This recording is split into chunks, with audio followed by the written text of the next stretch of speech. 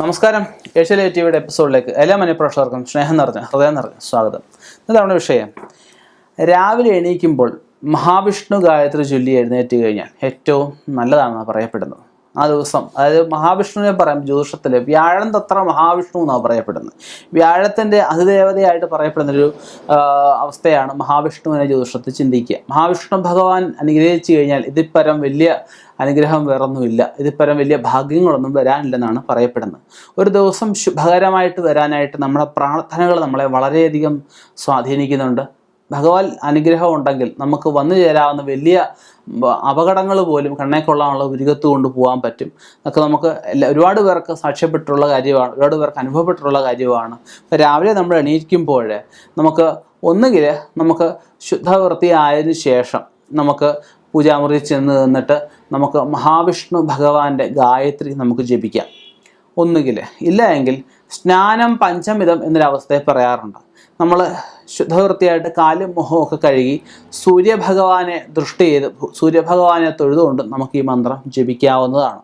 ഞാൻ പറഞ്ഞിട്ട് കുറച്ചുകൂടെ നല്ലത് നമ്മൾ കുളിച്ച് ശുദ്ധമായിട്ട് വന്ന ശേഷം നമുക്ക് പൂജാമുറി വന്ന് മഹാവിഷ്ണു ഭഗവാന്റെ ഫോട്ടോയോ മഹാവിഷ്ണു ഭഗവാന്റെ വിഗ്രഹമോ അങ്ങനെ എന്തെങ്കിലുമൊക്കെ ഉണ്ടെങ്കിൽ അതിനെയൊക്കെ ദർശനം ചെയ്ത് ഭഗവാനെ മനസ്സുരുക്കി പ്രാർത്ഥിച്ചുകൊണ്ട് ഭഗവാനെ നമ്മുടെ ഉള്ളിൽ പ്രതിഷ്ഠ കഴിച്ചുകൊണ്ട് തൊഴുത് ഭഗവാൻ നമ്മുടെ ഉള്ളിലുണ്ടെന്നുള്ള ശരിക്ക് ഉള്ള ആ മനസ്സുരുക്കി പ്രാർത്ഥിച്ചുകൊണ്ട് നമുക്ക് ഈ മന്ത്രം നമുക്ക് ജപിക്കാം.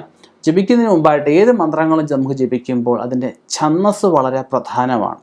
അതായത് മഹാവിഷ്ണു ഭഗവാന്റെ മന്ത്രം നമ്മൾ ജപിക്കുമ്പോൾ നമുക്കതിൻ്റെ ഛന്ദസ് എന്ന് വെച്ചാൽ ഈ 3 വിരലിൽ നമുക്ക് ശിരോഭാഗത്ത് വെച്ചിട്ട് ഓം സാധ്യനാരായണ ഋഷി നമുക്ക് ആദ്യം ചൊല്ലാം.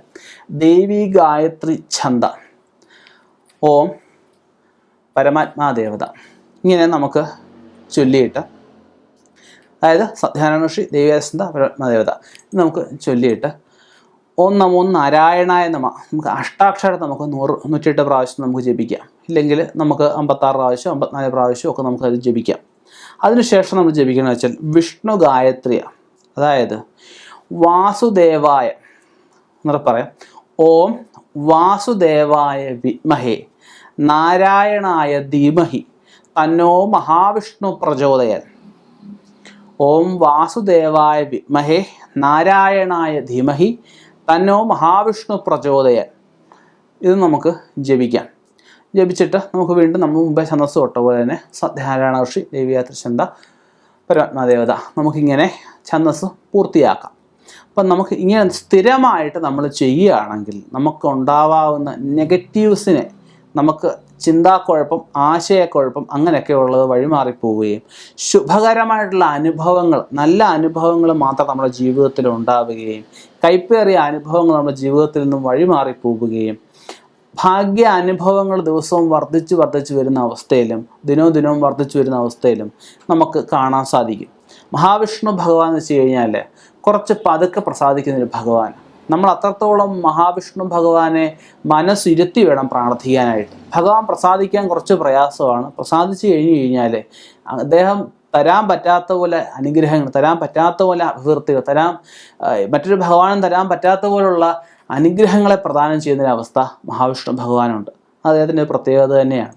അപ്പം മനസ്സുരുകി മനസ്സ് ഭഗവാനിൽ അർപ്പിച്ച് ഞാൻ ഈ പറഞ്ഞ മന്ത്രം ജപിക്കുക. ഈ മന്ത്രം ജപിക്കുന്നതോടൊപ്പം തന്നെ നമുക്ക് മഹാവിഷ്ണു ഭഗവാന്റെ യന്ത്രങ്ങൾ ധാരാളം നമുക്ക് ധരിക്കാവുന്നതാണ്. തൊഴിൽ അഭിവൃദ്ധി കാക്ഷിക്കുന്ന ഒരാളാണെങ്കിൽ രാജഗോപാല യന്ത്രം, വിദ്യാ അഭിവൃദ്ധി കാക്ഷിക്കുന്ന ഒരാളാണെങ്കിൽ വിദ്യാരാജഗോപാല യന്ത്രം, ശത്രുദോഷം ദൃഷ്ടിദോഷ ശമനം ആഗ്രഹിക്കുന്ന ഒരാളാണെങ്കിൽ മഹാസുദർശനം അല്ലെങ്കിൽ നരസിംഹ യന്ത്രം, അതുപോലെ നമുക്ക് ഭാര്യാഭർത്താക്കന്മാരെ സുഖമായിട്ട് ജീവിക്കണമെന്നുണ്ടെങ്കിൽ അതുപോലെ ലക്ഷ്മി നാരായണ യന്ത്രം നമുക്ക് ജപിക്കാം. ലക്ഷ്മി വല്ലഭ യന്ത്രം നമുക്ക് ജപിക്കാം, നമുക്ക് ധരിക്കാവുന്നതാണ്. അതുപോലെ ഒരുപാട് യന്ത്രങ്ങൾ മഹാവിഷ്ണു ഭഗവാന്റെ ഒരുപാട് കാര്യസാധ്യങ്ങൾക്കായിട്ട് പറയപ്പെടുന്നുണ്ട്. വ്യാപാരത്തിന് യന്ത്രങ്ങൾ പറയപ്പെടുന്നുണ്ട്, നമുക്ക് ഉദ്ദിഷ്ട കാര്യശുദ്ധിക്ക് യന്ത്രങ്ങൾ പറയുന്നുണ്ട്. മഹാവിഷ്ണു ഭഗവാൻ എല്ലാ അവസ്ഥയിലും നമ്മളെ അനുഗ്രഹിക്കുന്നൊരു ഭഗവാനാണ്. അതായത് സൃഷ്ടി സ്ഥിതി സംഹാരം, സ്ഥിതിയുടെ ഭാവി കാലത്തിൻ്റെയും വർത്തമാനകാലത്തിൻ്റെയൊക്കെ അധിപതിയായിട്ടും ജ്യോതിഷത്തിൽ മഹാവിഷ്ണു ഭഗവാനെ പറയാറുണ്ട്. അങ്ങനെയുള്ള മഹാവിഷ്ണു ഭഗവാനെ മനസ്സ് അർപ്പിച്ച് ഈ മന്ത്രങ്ങൾ ജപിച്ചുകൊള്ളൂ. തീർച്ചയായിട്ടും നമുക്കൊരു ഉന്നതി ഉണ്ടാവും, സംശയമില്ലാത്ത കാര്യമാണ്. ഇനിയും ഇതുപോലെയുള്ള വ്യത്യസ്തമായ വിഷയങ്ങളുമായിട്ട് കണ്ടുമുട്ടാം. നിർത്തുന്നു. നന്ദി, നമസ്കാരം.